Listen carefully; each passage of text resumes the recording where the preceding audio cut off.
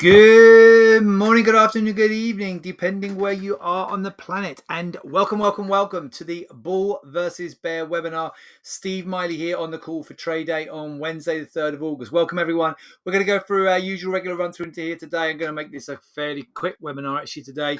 We'll take a look at the calendar. We'll look at the fundamental macroeconomic geopolitical events that are shaping markets right here, right now. And we'll also take a quick look at the charts, see where the trigger points are, what's happening on the charts today, where the potential support resistance are, and where we can potentially profit from today. So where are we here? So let's start off with the calendar. It's been PMI day today. So we've had the service sector PMI from S&P Global / used to be market / whatever you want to call them. So so we've got that coming through today. And we've had a slight beat on most of these, as you can see. The French slight beat in here, German slight beat, the Eurozone as a whole slight beat. UK was a slight miss, a miss on the composite and the services for the UK. So overall, though, a decent set of data in here from Europe thus far this morning. Retail sales for the Eurozone as a whole missed, worse than expected, so that's a bit disappointing. Going into this afternoon, we obviously have the S&P Global Composite and Service Sector PMI. That comes at 09:45 in here, Eastern Time. Now, do remember, please, that the S&P Global is not the more watched piece of data. It's the ISM data. The ISM non-manufacturing PMI down here is going to be the one to watch. That's 10 o'clock Eastern. Okay, so 10 o'clock Eastern for the ISM, but ahead of that we get the 9:45, the S&P Global data.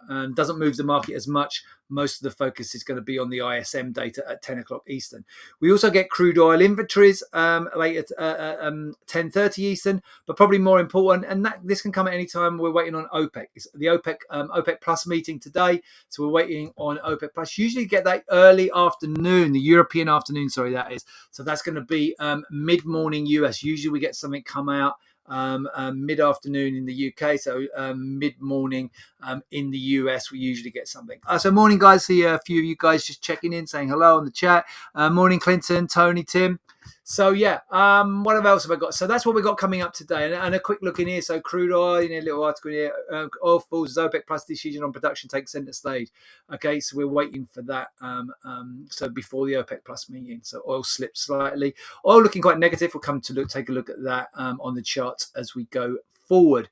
What's impacting markets from a geopolitical standpoint? Well, it's all going to be Pelosi's visit. Okay, I said yesterday, why. This has been scheduled. It wasn't a surprise that it was coming. Obviously, the reaction, I guess, that China reacted more recently, and there's been some saber rattling. There's been some what do they call it? So they've been doing some military action in the strait between Taiwan and China, and so some negatives coming through from that. But overall now, Pelosi has kind of been and gone. The market's kind of taking that as okay, nothing really happened of any significance. Now we can have so the ripples from Pelosi's trip may take time to affect global markets, and there's an article on that. I think it's the one I've already got open, but I'll just reopen it here in case it's not so. Ripples from Pelosi's may turn to impact global market. Geopolitical risk premium is easing after modest China moves. So China didn't really react too aggressively on that. They obviously had to show some stance, against it. But I mean, overall in here, ripples from Pelosi's may take. Yes, it's the same article that I've already opened up. But at the moment, kind of almost a bit of a sigh of relief. We had a little bit of sell the rumor, buy the fact. So sell the rumor as Pelosi before she turns up, buy the fact, so then she turns up, nothing really happens, the market rebounds. So we're getting a little bit of a rebound going on overnight in here. The main thing, this is probably more important, but it's kind of gone a bit under the radar because of Pelosi. But basically, we've had some Fed speakers over the so yields fell on the pivot narrative, but the move was amplified by concerns about. So part of this has been because of the Pelosi's trip to Taiwan. We've had this move lower in yields. Okay. And then I think we've had sorry, that's not right. Forget that. We've had that's badly written. We've had a move higher in yields. Okay. And basically, we've had various Fed speakers over the past 24 hours pushing back on the pivot view. And we can see it if we go and take a look at the chart in here. So here's the bond market, big sell-off in bonds. That's down in price, higher in yields. Yeah, I mean, they've got this wrong in here. I just read that. I shouldn't have read that. Yields fell on the pivot narrative, but the move was amplified. So yeah, I think you're saying previously yields fell on the pivot narrative. So previously, yes, I think what they're talking about is previously. So previously we went higher in bond prices. So since the Fed, the market has gone up. Bonds have gone up, lower in yields.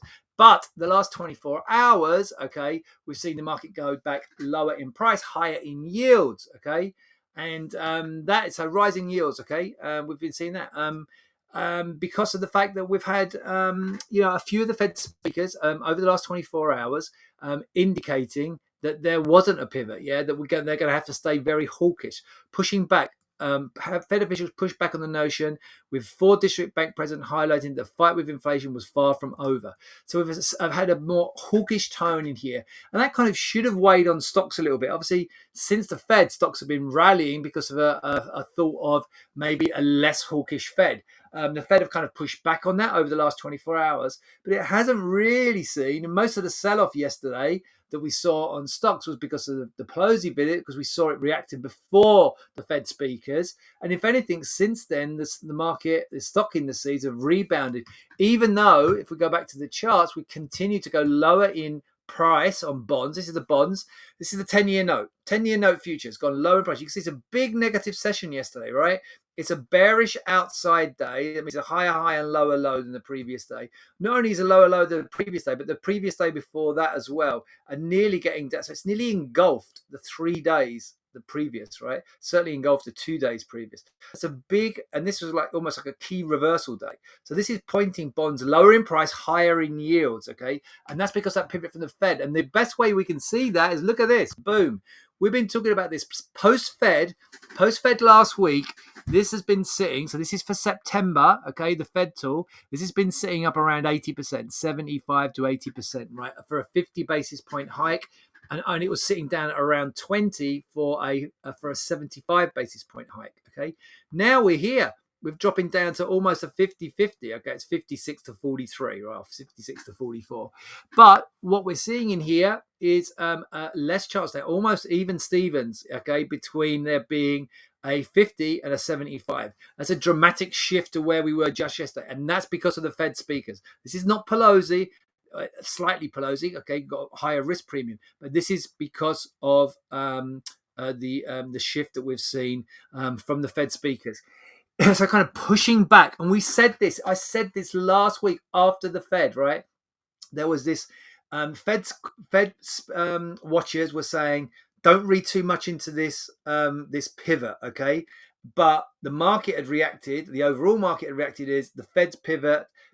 They're going to be less hawkish, and they're going to be de facto more dovish, not as aggressive, raising rates into the end of the year. And we've seen it. We were looking for this. We're looking for the next set of Fed speakers. We've had those Fed speakers, and they've pushed back a little bit on that dovish pivot, okay, and we've seen then a reaction in the Treasury. So this is both in the Treasury market, okay, we can see it here with a big sell-off in Treasuries, higher yields, and we've seen a move back lower on the curve. This is based, remember, this CME Fed Watch tool is based on the Euro-dollar curve, okay, and it's indicating a far less chance of a less hawkish Fed into the next meeting, okay. So that's really significant as well. Robinhood telling us they're going to cut staff, nothing really massive there. Safe haven demand, we saw that over the last 24 hours with the Pelosi Taiwan situation, and that's eased off. So we've seen a little bit of a reversal of that, okay. And then we hear again from Fed Bullard. So Bullard has spoken, right? And Bullard again. When I say the Fed speakers were yesterday. Bullard's kind of spoken overnight. Rates will need to be higher for longer. Again, okay, if inflation does not recede. So Bullard has been fairly hawkish in there, okay. But also saying that he also said, okay, which is interesting. He also said, I think in here we've got it. Does it say in here? Or maybe I'll have to. Where are we? Bullard, no pivot. President General was the bank can avert a recession while still slowing inflation. So he also said that. So he was hawkish, saying we have to stay adamant and strong on inflation. But he also said that he doesn't necessarily expect there to be a recession. He thinks the Fed can meet the slowing of inflation with also avoiding a recession. Okay, they can walk that tightrope. Okay, so that can be seen as quite bullish as well. Okay, so it kind of a mixed signals from what he was saying. Okay. Right, what else we have in here? Ripples from Pelosi's. We've already spoken about that. US futures rise. So yeah, futures. So after Pelosi wraps up Taiwan visit, but a more hawkish rhetoric from Fed. Okay, but the market's dealing with that more hawkish rhetoric. Okay, so that's good. The fact that markets have managed to rebound even despite that more hawkish rhetoric. Obviously, we have had a sell-off the last couple of days, but the market rebounding in here overnight. And then we spoke already about we're watching for crude this afternoon. Where are we now? Well, go look at the European indices. They've rebounded slightly this morning. We're up between 0.2 and 0.5% on the European cash markets today, and with stock indices notably down yesterday. S&P nearly 0.75%. The Dow was 1.23. I think the Nasdaq over 1.5% lower. We've actually had decent rebounds of around between 0.4 and 0.5% across the US indices overnight. Okay, let's take a look at some charts. So we say this is it. We've seen this big move here in treasuries. Let's take a look at what we're seeing on the stocks. Okay, so if you look in here, we've had a slight little dip in here, but nothing ridiculously. Oh, why have I not got live data? I don't have live data in here. This is from yesterday. That's no good. I'm in the dev department. All right, guys, that's not great. I'm in the wrong. I've got delayed data here, guys, which is going to be no good to doing this. Let me see if I've got it on the 15-minute chart. When's the last day? No, I haven't got it since then. How about on the NASDAQ? Let me see on the NASDAQ. Oh no, I've got live data on the Nasdaq. I'm gonna have to park. Sorry, guys. For whatever reason, okay, I'm in the development area on Trader 8 in here. Okay, I'm logged onto the development area, which is not ideal, and but I haven't got live data on the S&P. I'm gonna have to park the S&P analysis. Okay, I'll do it on the Nasdaq. Okay, but nevertheless, it's kind of similar. It's going to be similar kind of theme in here, but I won't be able to give you the levels in here right now, unfortunately. I'll re-log in after we come off the webinar, but basically, we had yesterday. I highlighted here this kind of long-legged doji, right? This long-legged doji is being a sign of a turning point on the Nasdaq, and we did go below the low there. We were already below that low there and pushing lower in here, but you can see the market then ended up rebounding yesterday. We had two long-legged doji. These long-legged doji are signals, okay, of signs of potential turning points. But when the market doesn't take advantage, so when the market's given a signal, sends a signal, and then doesn't act on it, then it's almost like a reverse signal. So we've had two signals now of potential turning. We had basically on here on Monday turning, and then yesterday again potential turning, and the market hasn't turned. This is showing you that it's rejecting the turning. It's rejecting these signals from these long-legged dojis, okay, that we've had both over the last 2 days, and we're rebounding again in here this morning, okay. And if we step into the 15-minute chart, what it shows us, so you've got this potential kind of topping pattern going on. So you've got the bigger rally in here. Okay, you've got the rally that we're seeing of late. And this is a potential topping pattern. Let me get rid of all the old drawing tools. Okay, so this is a potential topping pattern. And then yesterday the market then pushed down here through Monday's low and then didn't build on it. In fact, anything, boom, went all the way back up towards Monday's highs yesterday, fell back lower, but hasn't gone back down to yesterday's lows, and now it's rebounding again. So the market has had ample opportunity over the last, or throughout this week, okay, even from last week, to signal a topping pattern and signal a more negative theme. Now you are set up for a potential double top, okay, because you've got the two highs here, and if it breaks below yesterday's low, it all looks very negative. However, the market's pushing higher and looks fairly positive. If we look in here, what we've got going on, you've really got kind of this ascending triangle. So ascending triangle could also be a potential, because you've got the flat top, means you've got a potential double top, right? But an ascending triangle, when you're in an uptrend, ascending triangle is usually a bullish signal. Now you would normally want to wait until it breaks above the highs. I'd say you don't want to wait to those highs, but you can see here, you've got this little swing peak in here from yesterday. That peak is pretty much bang on 13,000.5, okay? And the market this morning went up to where? We went up to 12,995 and a quarter, and then 12,997. So we've been hesitant at 30,000. back above 13,000, this looks fairly bullish to me. Okay, so you're certainly looking for that. A break of 13,000, then back up to the highs. So we're looking at around 13,100, and then potential extension above there. If we go to the daily, what have we got above? Well, remember we looked at this retracement, this cluster of retracements. So in here, these two retracements, yeah, these retracements from the, and we're also, so these retracements here, just above the highs, okay, we've got the retracements to 38.2 of the whole sell-off from the end of last year, and the 50% from the down leg from late March, okay. They are both coming in around 13,150 to 13,200. So we've got upside levels 13,000, and then above there, we've got the recent highs, which are just above 13,100, 13,108, and then you've got this cluster of resistance between pretty much like 13,160 up to 13,200, these retracements. So those are all potential upside targets. It's looking bullish to me. Now, the analysis is going to be the same. Unfortunately, for whatever reason, in the end, the dev department in here, I haven't got the data coming through on the S&P, which is frustrating. It's annoying. But nevertheless, it's similar kind of outlook on the S&P. I'm in a little bit of a rush anyway. So let's go and take a look at the commodity markets in here. So in here, we take a look at the daily on oil.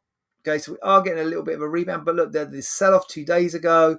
The market rebounded and fell. We're trying to rebound again in here today on oil. But if we zoom in on oil, getting this rebound going right now. But it's been a low-level consolidation. We've had this sell-off that we had from the end of last week. Okay, then the market since then has been kind of oscillating, rallied and fouled up here yesterday. Now it is rallying. I don't know whether OPEC's just come out. Maybe OPEC's just come out because this looks quite aggressive. I'm not sure. Let me just go and jump onto the Twitter feed in here. So hold on a sec.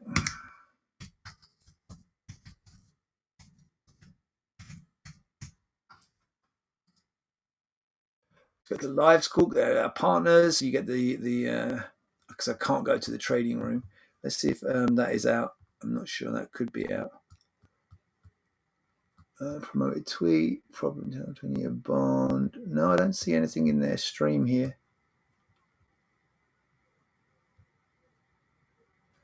Bullard speaking again. The US is not in a recession right now. Bullard saying ECB. No, I don't see anything out. I don't see any breaking news there. So maybe it's not. Maybe it's just maybe it's just market flow. So, but we're seeing a strong rally here right now on oil. But overall, I mean, if I look bigger picture here, I'm fairly negative. But it's a bit of a lottery in here as you go into OPEC. If you look in here, I still think this is negative. If it gets anywhere near yesterday's high, be looking to probably fade that. If we get this move up towards here, tools like 96.00 up to 96 kind of 50.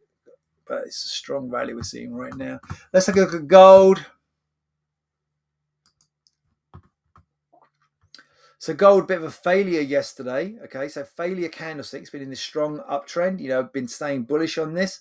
Bit of a failure yesterday, but hanging on to support there. You see, we dipped. We're trying to rebound now. I think this is potentially a buy opportunity on gold as it swings back higher. So there's the failure yesterday, significant failure. It did hold above these lows over here. So you've got these lows in this area here. So we're pretty much gathered these supports. Oh, I've lost the connection of my mouse now. God, it's all going wrong today. But you got those supports. I can't even move the mouse now. 1768 kind of area, 1766, and we've rebounded from above there. So real upside risk. I think my mouse battery just ran out as well, guys. It's all going wrong. I'm not going to be able to close the webinar down. So let me I'm going to plug in another mouse as we speak. But I would say this gold setback is a buy opportunity. And given all the technology problems I'm getting right now, I'm going to quickly wrap up the webinar. I'm going to wish you all. I'm trying to plug in another mouse. I'm going to wish you all a great trading day. Have a good one, guys. I'll be back with you. Oh, there we go. Got a spare mouse. But so the gold's holding in the area. So have a great trading day. And I will. Tomorrow, heads up, at the beginning webinar. We're going to have no webinar tomorrow. I'm unavailable, and James is on vacation, so no webinar tomorrow. I'll be back with you on Friday for a pre-payroll webinar. Okay, so no webinar tomorrow. I'll put that in the chat and site activity. Okay, and on the heads up. All right, guys, have a good one. Take care. Speak to you soon, and have a great trading